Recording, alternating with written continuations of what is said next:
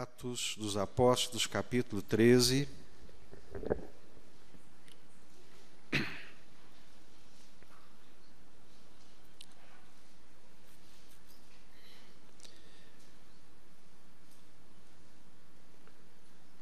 Havia na igreja de Antioquia profetas e mestres: Barnabé, Simeão, por sobrenome Níger, Lúcio de Cirene, Manaém, Colasso de Herodes, o tetrarca, e Saulo. E servindo eles ao Senhor e jejuando, disse o Espírito Santo: Separai-me agora, Barnabé e Saulo, para a obra a que os tenho chamado. Então, jejuando e orando, e impondo sobre eles as mãos, os despediram. Amém? Até aqui, vamos orar? Curva sua cabeça. Senhor, nós te damos graças por mais esse dia. E te rendemos graças também pelo privilégio que temos de estar aqui nessa manhã, Senhor. Estamos aqui juntos com o mesmo coração, com o mesmo propósito, com o mesmo sentimento, que é de desfrutar da presença do Senhor. Estar na presença do Senhor, ó Deus, celebrando o teu nome, recebendo da tua graça, do teu favor. Ó Deus, como é bom estar aqui cantando louvores ao Senhor. Como é bom estar na presença do Senhor junto com os nossos irmãos. Em nome do Senhor Jesus, Pai, toca os nossos corações aqui nessa manhã. Que nenhuma pessoa que adentrou este lugar, em nome de Jesus, saia daqui da mesma forma como chegou, mas que possa sair, ó Deus, agraciada, tocada, alegre, ó Deus, renovada pelo Senhor, pelo Espírito do Senhor e pela palavra do Senhor. Fala aos nossos corações nessa manhã, desperta as nossas vidas, é o que nós te pedimos e clamamos em nome do Senhor Jesus, Pai. Amém?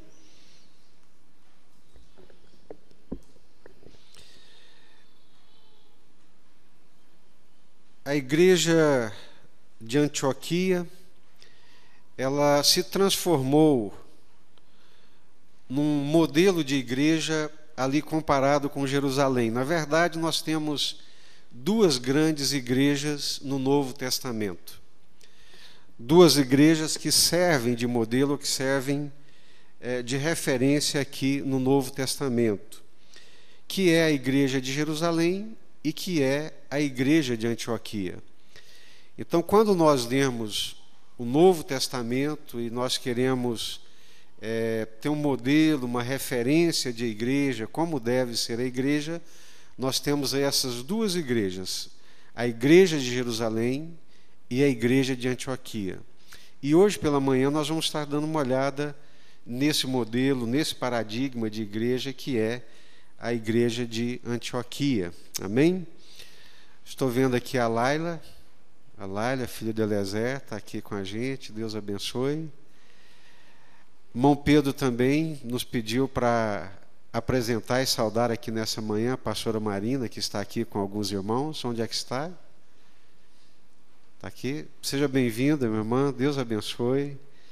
Deus abençoe. É bom recebê-los aqui nessa manhã também, viu?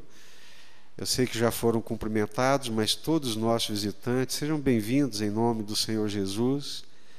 Aqui é a casa de Deus, povo de Deus, é uma alegria recebê-los nessa manhã. Hoje nós ainda comentávamos com a liderança da igreja que a igreja, ela é a resposta de Deus para o mundo. O que Deus tem para poder apresentar para o mundo, Ele apresenta através da igreja. Não simplesmente instituição, mas a igreja, a minha vida, a sua vida, povo de Deus. As figuras que são usadas para poder representar a igreja no Novo Testamento, elas são extremamente interessantes.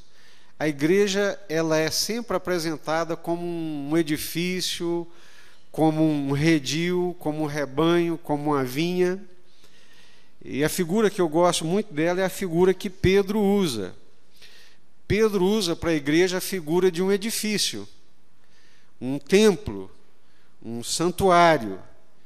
E ele diz que cada um de nós que fazemos parte dessa igreja somos uma pedra viva. Ele está pensando num templo, num edifício, num santuário daqueles antigos construídos com pedras. Então ele está dizendo, vós, cada um de vós, em Cristo sois uma pedra viva.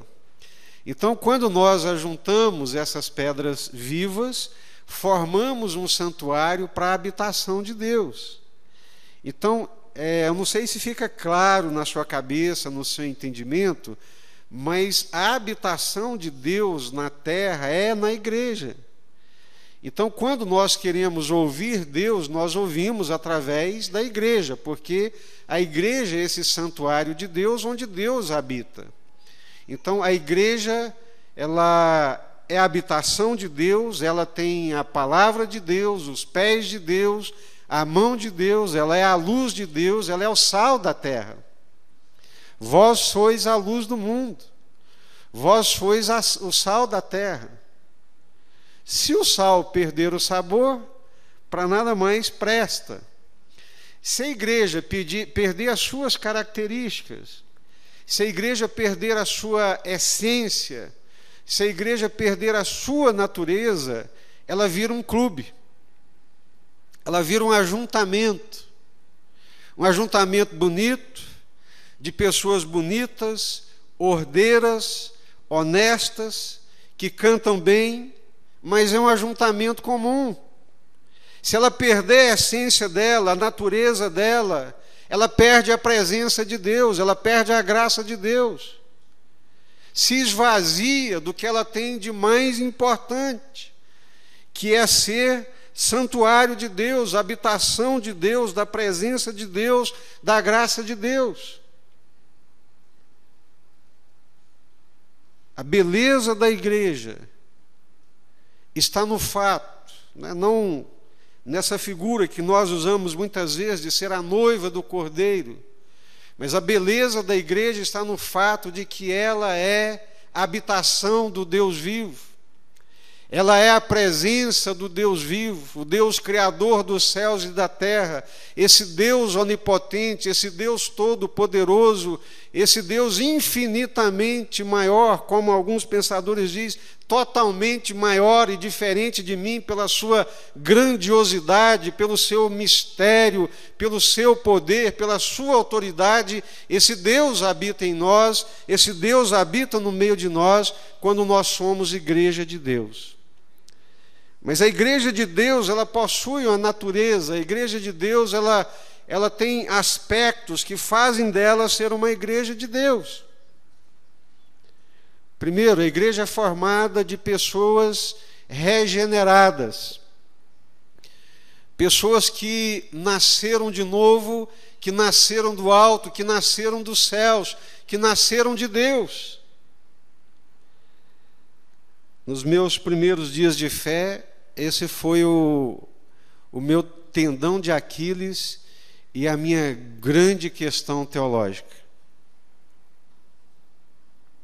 Eu li o Novo Testamento, Evangelho de João, e Jesus dizendo para Nicodemos: importa-vos nascer de novo, Nicodemos. Se você não nascer de novo, você não entra no reino de Deus. Quem não nascer de novo, não entra no reino de Deus. Vai eu quebrar a cabeça, pensar como é que alguém pode nascer de novo. Nem o Nicodemos, que era mestre, conseguiu entender o que era nascer de novo. Mas a principal característica da igreja, dessas pedras vivas, é porque cada uma dessas pedras vivas são pedras vivas que nasceram de novo. Às vezes eu vejo uma preocupação muito saudável, salutar nos pais, de ter os filhos na igreja, e devem lutar para isso mesmo. Mas deveriam, acima de tudo, lutar para que seus filhos nascessem de novo. porque estávamos ouvindo o pastor Hernandes Dias Lopes, numa das suas pregações, ele dizendo que as pessoas que se acostumam com o sagrado, que são criadas dentro da igreja, que crescem no convívio da igreja, são as pessoas que podem cometer as maiores ofensas a Deus. E que quando desenfreiam e perdem o rumo, faz coisas que nem os piores incrédulos imaginaram fazer na vida. Estar na igreja, fazer parte da igreja, acostumar com a igreja, nem sempre, infelizmente, significa que a pessoa nasceu de novo. Mas o que importa é nascer de novo. A verdadeira igreja ela é formada de nascidos de novo. Pessoas que tiveram uma experiência sobrenatural.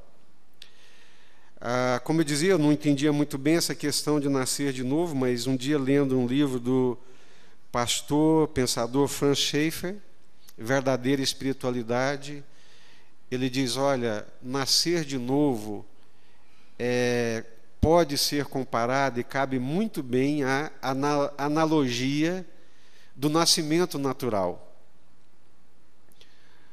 Todos nós que estamos aqui, naturalmente, nascemos do mesmo jeito. Não é verdade? Todos nós. Não tem ninguém aqui que nasceu diferente do outro. Todos nós nascemos do mesmo jeito, papai e mamãe nascemos de uma mulher.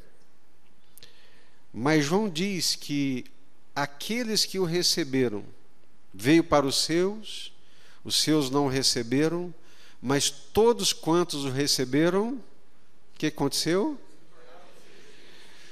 Deu-lhes o poder de serem feitos filhos de Deus, os quais não nasceram da carne, não nasceram do sangue, mas nasceram da vontade de Deus.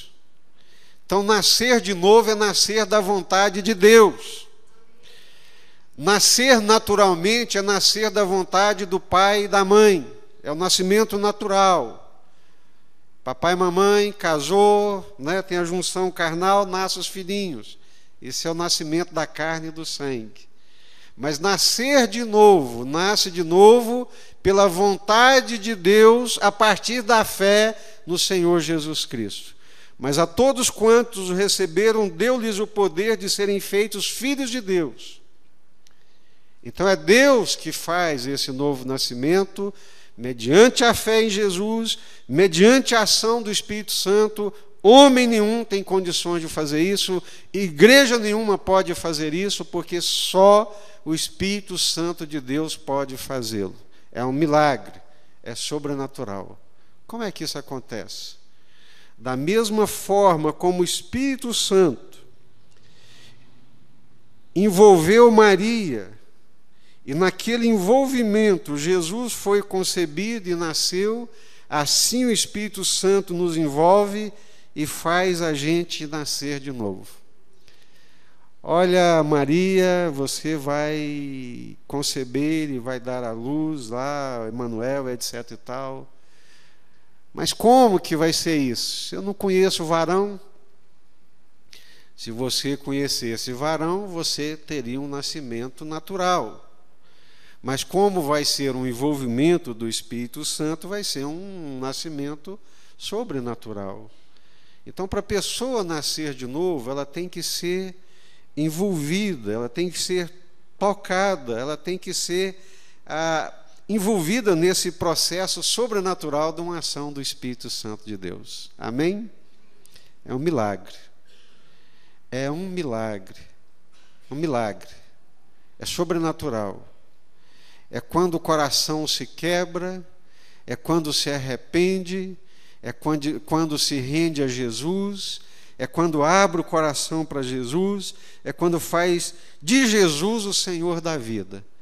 Aí o Espírito Santo vem e transforma a natureza, transforma a vida, transforma os pensamentos, transforma a mente, e aquela pessoa agora passa a se preocupar com Deus, com a vontade de Deus e com as coisas de Deus. Ao ponto de João dizer que todo aquele que vive pecando não o conheceu e nem tampouco possui a sua natureza. Ah, pastor, então o crente não peca? Não, meu irmão, de jeito nenhum. Infelizmente a gente peca. Infelizmente. Mas quem é nascido de novo, quem tem o Espírito Santo de Deus na sua vida, não dá conta de viver no pecado. Pecado para ele é um acidente, é um escorregão, perdeu o alvo, e não tem nada que vai entristecê-lo mais do que o pecado. Agora, se a pessoa peca, passa um mês, um ano, 2 anos, 3 anos no pecado, convivendo com o pecado e levando a vida de boa, eu tenho lá minhas dúvidas se você realmente nasceu de novo. Se esse Deus que cria céus e terra, esse Deus que opera coisas extraordinárias, se Ele realmente operou esse extraordinário do novo nascimento na sua vida. Eu tenho um irmão muito chegado em Cristo. Nós dois chegamos no seminário na mesma época, eu com 20 anos, ele com 17, e gente boa demais. Começamos a fazer o seminário, depois passamos para o seminário à noite, porque ambos fomos para a universidade de manhã. Eu para a economia e ele para a psicologia na Universidade Federal de Minas Gerais, e alugamos um cômodozinho no bairro da Floresta, em Belo Horizonte, e morávamos ali. E um dia eu acordo mais cedo para ir para a faculdade, e meu colega, meu irmão em Cristo, ele está lá acordado com os olhos vidrados no teto. Tudo bem? Bem. E aí, não vai para a aula não? Não. Então, estou indo, tchau. Fui embora para a aula, voltei, verão, aquele calor, o sol batia na parede, abri o quartinho, que eu trouxe, estava uma estufa, ele deitado debaixo da coberta com os olhos pregados no teto. Ele falou que estava bem, mas não estava bem. O que foi? O que está acontecendo?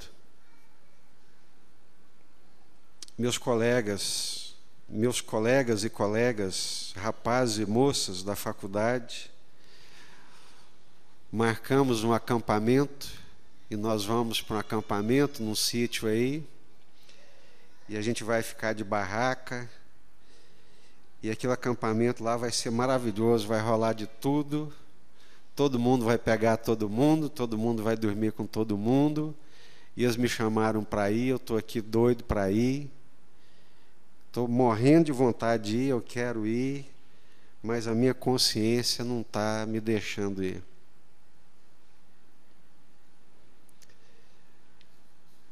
Eu falei, você pode até ir, mas você vai morrer.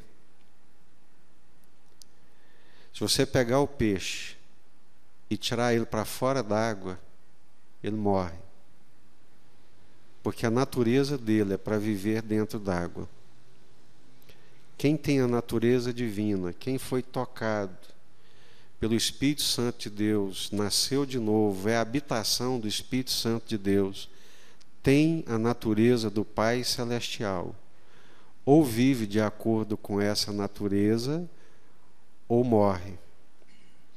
Se você for para lá e ficar bem, não morrer por dentro, não definhar, é porque a sua natureza nunca foi de peixe, a sua natureza nunca foi de nascido de novo. Então, isso é a igreja. A igreja ela é formada de pessoas que nasceram de novo, que receberam uma nova natureza. E os traços dessa nova natureza de Deus, desse caráter de Deus, precisam ser evidentes na pessoa. Se não tiver evidente, Se não aparecer, é porque ela não nasceu de novo, né? Ela não nasceu de novo. Está lá em Efésios capítulo 2, que nós fomos chamados por Deus, resgatados pela graça de Deus, pela fé em Jesus Cristo, né? Mas separados para as obras que Ele de antemão preparou para que nós andássemos nelas. Então a igreja é formada de gente regenerada, de gente que nasceu de novo, gente que ama Deus, que ama a verdade de Deus, que ama as coisas que Deus ama e odeia as coisas que Deus odeia. Igreja, vamos lá? Igreja é formada de gente que ama as coisas que Deus ama e odeia as coisas que Deus odeia. Isso é santidade, isso é santificação. Amar o que Deus ama e odiar o que Deus odeia é santidade, é separação. Então a igreja é formada de regenerados, de gente que nasceu de novo, que ama Deus e as coisas de Deus, que se regozija em Deus, na palavra de Deus, na vontade de Deus, que o vício da sua existência, a motivação de viver é a vontade de Deus, é fazer a vontade de Deus, é se regozijar na vontade de Deus. Então isso é a igreja. Agora, estamos falando de igreja para chegar na igreja de Antioquia. Quem já leu o livro do Wayne Grudem, quando ele trata da questão da igreja, ele vai falar que existem igrejas mais santas e igrejas menos santas. Que existem igrejas que se aproximam mais de Deus e que tem igrejas que se aproximam mais do mundo. Quando é que uma igreja ela é mais santa? Quando é que ela é uma igreja que se aproxima mais de Deus? E quando é que ela é uma igreja mais mundana? É quando os seus membros, obviamente, quando nós nos afastamos da santidade de Deus e nos aproximamos do mundo, da cultura, das ideias, dos valores do mundo. Quando eu me converti, ser mundano era assistir televisão, jogar bola, usar barba, usar calça apertada, isso era mundano.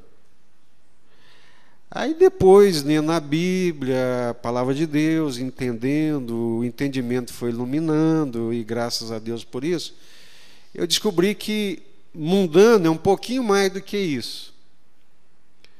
Ser mundano é adotar o estilo de vida do mundo, nos valores, nos desejos, nos ideais. Se os meus valores, se os meus desejos, se os meus ideais são de acordo com o mundo, com o projeto do mundo, eu posso não ter barba, não jogar bola, não assistir televisão, passar o dia inteiro dentro da igreja, mas meu coração é mundano, meu coração é terreno, meu coração está pregado na terra e nas coisas da terra. Então é isso. Essa é a igreja. Edifício vivo, habitação de Deus, santuário de Deus. Acreditem, irmãos, nós somos a habitação de Deus na face da terra. As pessoas enxergam Deus através de nós. Amém? Você é essa janela para as pessoas enxergarem Deus? A igreja é a habitação de Deus. A igreja é formada de pessoas que foram viradas do avesso por Deus, que nasceram de novo, nasceram de Deus, que amam as coisas que Deus ama e odeia as coisas que Deus odeia, rejeita as coisas que Deus rejeita. Esse é o povo de Deus Essa é a igreja de Deus e nós chegamos aqui na igreja de Antioquia.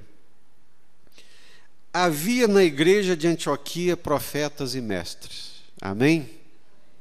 O que isso quer dizer?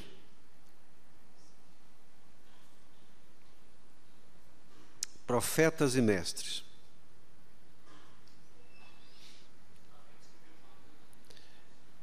Desculpa, Murilo. Um povo maduro. Perfeito, Murilo, isso mesmo. Esse profeta aqui, profetas e mestres, é lá em Efésios 4. Vamos lá? Efésios 4.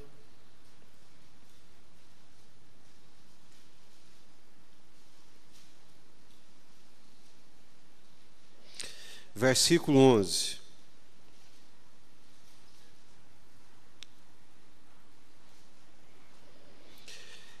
Ele mesmo concedeu uns para apóstolos, outros para profetas, outros para evangelistas e outros para pastores e mestres. É o ministério do profeta, não é o dom da profecia.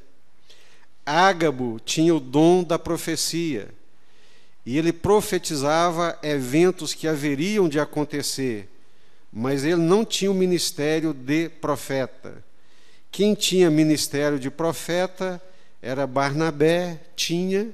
Quem que era o profeta? Era aquele que falava a palavra de Deus. Então tinha ali profetas e mestres. Ele deu alguns para apóstolos. Que mais? Apóstolos, profetas, evangelistas, pastores e mestres. Profeta, pastor e mestre trabalha edificando a igreja. Apóstolo, evangelista é quem lança o fundamento. Paulo diz: eu, como um sábio arquiteto, lancei o fundamento. Então, o ministério do apóstolo hoje é o missionário, é o que chega primeiro num campo, lança o fundamento, desenvolve uma liderança e essa liderança edifica, essa liderança levanta as paredes. Eu, como sábio arquiteto, lancei o fundamento e outros vêm e edificam sobre esse fundamento. Cada um veja bem como é que edifica, porque a obra de cada um vai ser provada aquele dia pelo fogo. Então, nessa igreja de Antioquia, ela tinha profetas e mestres, homens de Deus separados por Deus que trabalhavam na edificação da igreja. O fundamento foi lançado e agora eles edificam. Cada um veja como edifica, porque tem uns que edificam com palha, com madeira, com feno. Outros edificam com pedras preciosas, com ouro. A obra de cada um vai ser provada naquele dia. Significa que a liderança dessa igreja era um colegiado.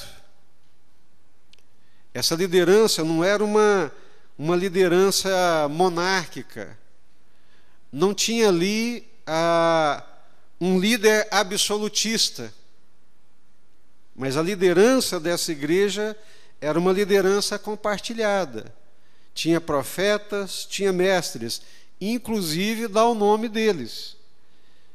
Que começa com quem? E encerra com quem? Isso é importante na Bíblia, com quem se começa e com quem termina? É ou não? Por que a lista dos apóstolos nos evangelhos começa com Pedro e termina com Judas Iscariotes? Ou vocês nunca observaram isso? Por que começa com Pedro? Por que começa com Pedro e encerra com Judas Iscariotes? Pedro é o líder, é chamado como líder daquele colegiado apostólico. E Judas Iscariotes é o que trai, é o traidor. E lá fala isso. Então, certamente, Barnabé, nesse colegiado apostólico, Barnabé é o líder. E é mesmo, se a gente for olhar no contexto aqui, Barnabé é o líder. E por que Saulo vem no final?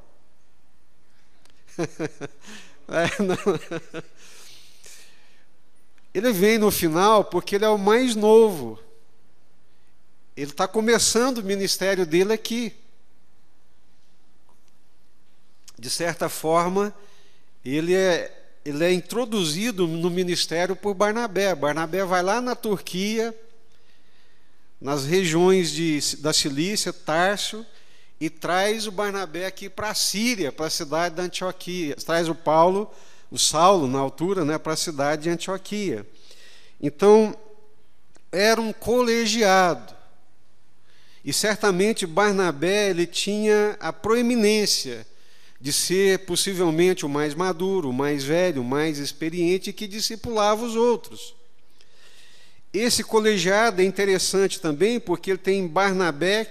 Barnabé, qual que é a nacionalidade de Barnabé? Barnabé, qual que é a nacionalidade dele? Cipriota. É um judeu, Barnabé é judeu, cipriota, um judeu da dispersão, mas ele é judeu. Simeão de Níger, de onde que é esse camarada? Onde é que fica o Níger? África. Então tinha um negro africano nessa liderança, nesse colegiado. Sabia que tem igrejas no Brasil que não aceita pastor negro? No Brasil, um país de pardos, mas tem muita igreja que não aceita pastor negro. E Simeão, por sobrenome Níger, fazia parte dessa igreja e ele era um africano. Lúcio de Cirene. Onde é que fica Cirene? A África. Simão Cirineu, que carregou a cruz de Jesus, africano. Manaém Colasso de Herodes, o tetrarca. O que quer dizer Colasso?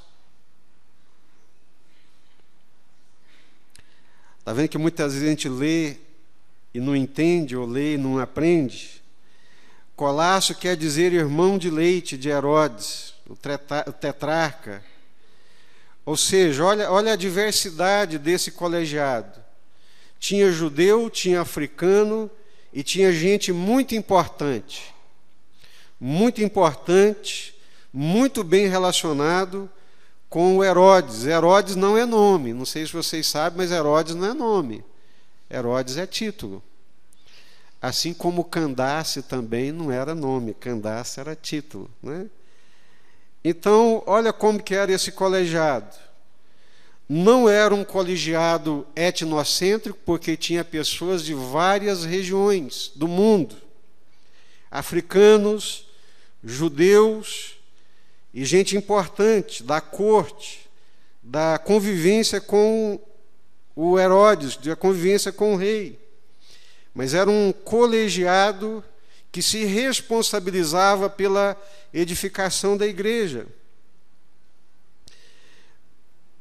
O nome na frente certamente indica que a liderança desse colegiado pertencia a Barnabé, mas era uma liderança que havia profetas e mestres, ou seja, homens de Deus, tementes a Deus, que se afadigavam no estudo, no ensino da palavra e comprometidos com a palavra de Deus. Havia na igreja de Antioquia profetas e mestres, servindo eles ao Senhor e jejuando, disse o Espírito Santo. Era uma liderança que orava e jejuava. Amém? Era uma liderança que orava e jejuava, e era uma liderança que ouvia o Espírito Santo. Servindo eles ao Senhor e jejuando, disse o Espírito Santo. Como foi que o Espírito Santo disse? Qual a forma?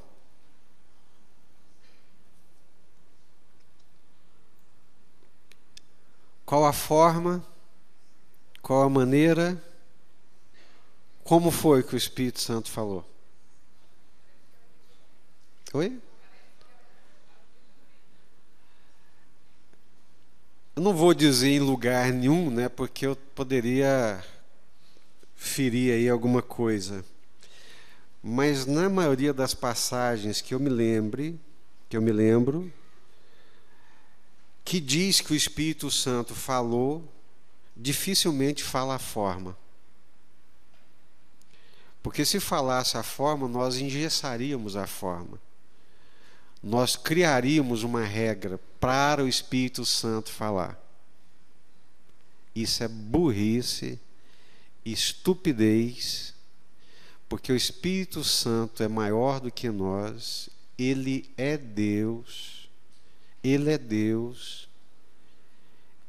Imagina se nós vamos poder criar uma maneira para o Espírito Santo falar, ele vai ter que falar agora daquele jeito que a gente estabeleceu. Então só diz que o Espírito Santo disse, mas não diz a forma. Porque ele é o Espírito Santo, ele pode falar do jeito que ele quiser, onde ele quiser, no lugar que ele quiser. Você duvida que o Espírito Santo pode falar lá no centro espírita? Eu espero que você não duvide, porque ele fala, ele é o Senhor. Ele é o Espírito Santo, ele é o Espírito de Deus, ele fala onde ele quiser. Conheço pessoas que o Espírito Santo falou com eles, não através dos aparelhos lá, mas falou diretamente no ouvido, no coração dele, dentro do centro espírita. O que você está fazendo aqui? Aqui não é seu lugar, sai daqui. Saiu na hora. Conheço gente que o Espírito Santo falou com ele em pleno desfile de carnaval. E graças a Deus hoje é um missionário. Estava lá pulando, farreando, e de repente, não se sabe como, de que maneira, mas o coração dele pegou fogo e ele ouviu na alma, no coração, que não tem nada do que você procura. Servindo eles ao Senhor e jejuando, disse o Espírito Santo. Irmãos, uma coisa nós temos certeza: o Espírito Santo, ele é presente na vida da igreja. O Espírito Santo foi dado por Jesus. Convém-vos que eu vá, porque se eu for, eu enviarei para vós outros o Consolador, o Espírito da verdade, que vos guiará em toda a verdade. Então o Espírito Santo fala com a gente em som, o Espírito Santo fala no coração, o Espírito Santo fala através de uma pregação, o Espírito Santo fala através de um irmão, o Espírito Santo fala através do dom de profecia. Mas se nós jejuarmos e orarmos e buscarmos, o Espírito Santo fala conosco. Amém? Então, essa liderança orava, jejuava, era temente a Deus e disposta a ouvir o Espírito Santo. E ouviram o Espírito Santo. Não se sabe como, mas o Espírito Santo falou e falou claramente. E o Espírito Santo falou: separai-me agora. Não é amanhã, depois, daqui um mês, daqui um ano, não. Separai-me agora Barnabé e Saulo para a obra a que os tenho chamado. Se eles não tivessem convicção do Espírito Santo, dificilmente eles poderiam atender a esse chamado, a essa voz, porque o Espírito Santo estava pedindo nada melhor, nada mais, nada menos do que o melhor que a igreja tinha. Pastor Edson Queiroz escreveu um livro, Dando o Melhor para Missões. E o Espírito Santo pede da igreja de Antioquia o que ela tinha de melhor. O que a igreja de Antioquia tinha de melhor? Barnabé e Saulo. Aí, às vezes, nós mandamos para o campo missionário o camarada que dá trabalho na igreja, né? Nós promovemos o sujeito. Não demos o melhor para Deus e nem para missões.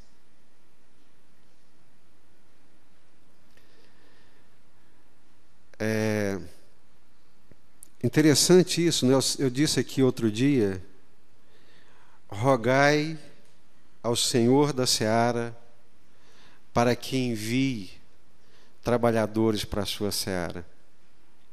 Vamos lá? rogai ao Senhor da seara que envie trabalhadores para a sua seara.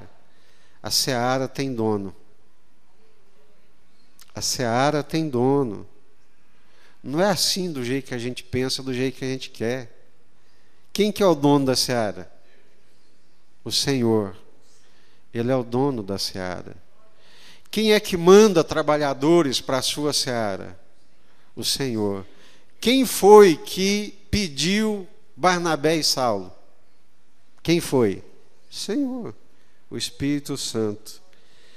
Servindo eles ao Senhor e jejuando, disse o Espírito Santo: separai-me agora Barnabé e Saulo para a obra a que os tenho chamado. A igreja, então, esse santuário, habitação do Deus vivo, esse povo regenerado, nascido de novo, voz de Deus, boca de Deus. Então Deus levanta pessoas, tira pessoas aqui para servi-lo, aqui edificando, lá lançando fundamento, plantando, trabalhando, todo mundo trabalhando para a glória de Deus. Amém? O Espírito Santo tinha espaço para falar com essa liderança. O Espírito Santo é quem deve dirigir a igreja. Amém? Quem deve dirigir a igreja é o Espírito Santo.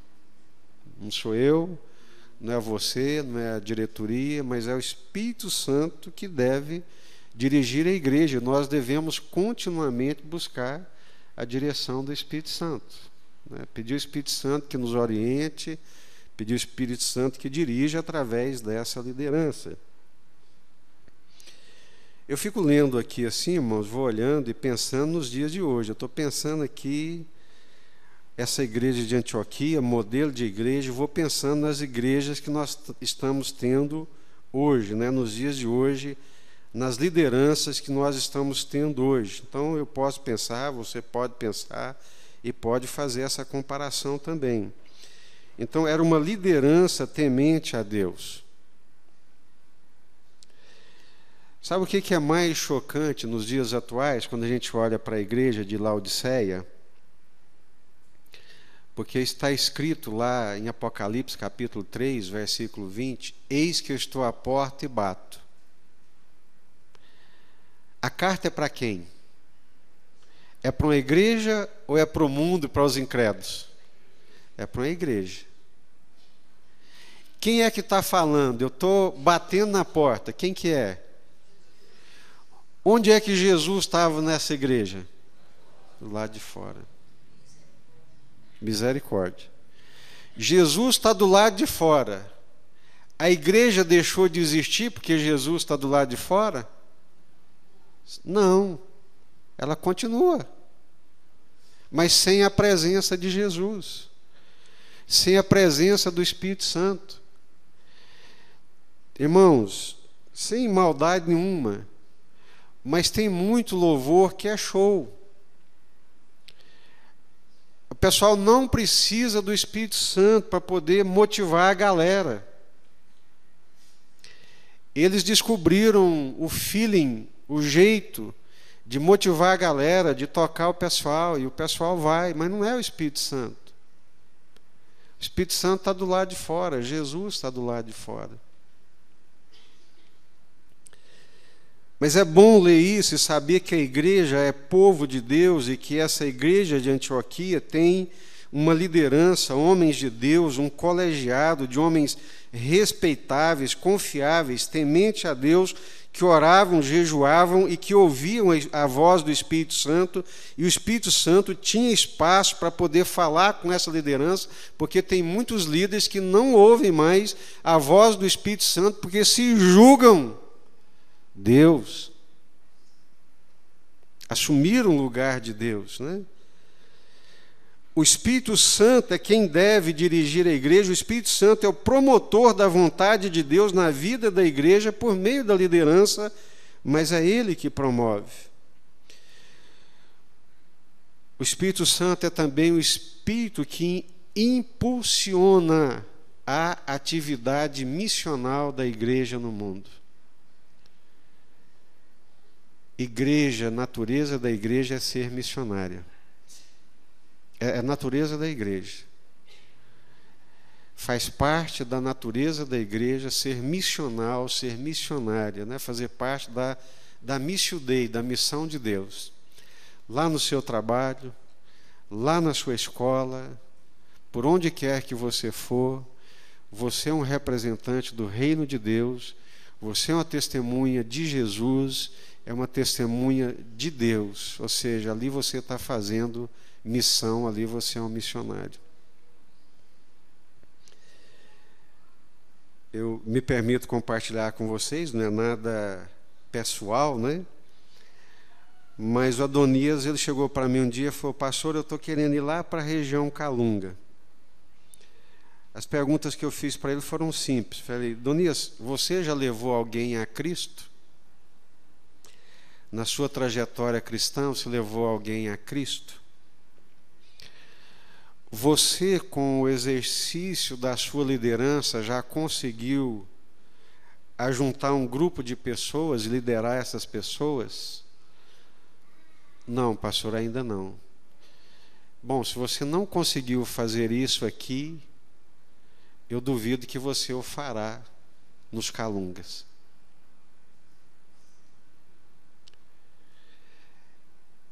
É o termo que o pastor Ronaldo Lidório usa no versículo 2, servindo. Na sua Bíblia fala servindo? Servindo eles ao Senhor, versículo 2. Então, segundo o pastor Ronaldo Lidório, essa palavra no grego é leiturguton. Leiturguton. Pregou aqui, já li um artigo dele sobre isso. A palavra leiturguton quer dizer abençoadores. Então, está dizendo que abençoando eles, enquanto eles serviam ao Senhor, eles eram abençoadores. Barnabé e Saulo eram uma bênção na vida da igreja de Antioquia. Era uma bênção. Aí o pastor Ronaldo Lidório disse: se você não é uma bênção aqui, você não vai ser bênção lá. Se você não é um abençoador aqui, você não vai ser abençoador em lugar nenhum. Então, meus irmãos, nós somos chamados para sermos uma bênção na vida da igreja, na vida dos irmãos. Nós somos chamados para sermos abençoadores. Por onde quer que nós formos, por onde quer que nós passarmos, servindo ao Senhor, servindo aos irmãos, sendo uma bênção de Deus na vida daquela igreja, na vida dos irmãos. Por isso que o Espírito Santo pede Barnabé e Saulo. Eles eram uma bênção. Eles abençoavam ali, e porque abençoavam ali, iam abençoar lá. É onde nós erramos também nessa questão missionária, né? Quem não é uma bênção aqui, não vai ser bênção lá, não. Agora, se é uma bênção aqui, se é uma abençoadora aqui, vai ser bênção onde quer que for. Amém? Separai-me a Barnabé e Saulo para a obra a que os tenho chamado. A igreja é o instrumento de Deus para alcançar o mundo. A igreja é o luzeiro de Deus. A igreja é sal, é luz, é santuário de Deus sobre a face da terra.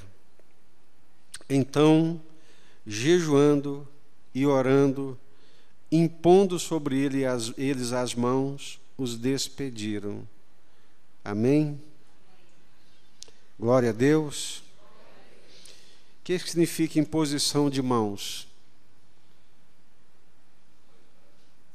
autoridade, compromisso, reconhecimento de que aquela era a vontade de Deus. Amém?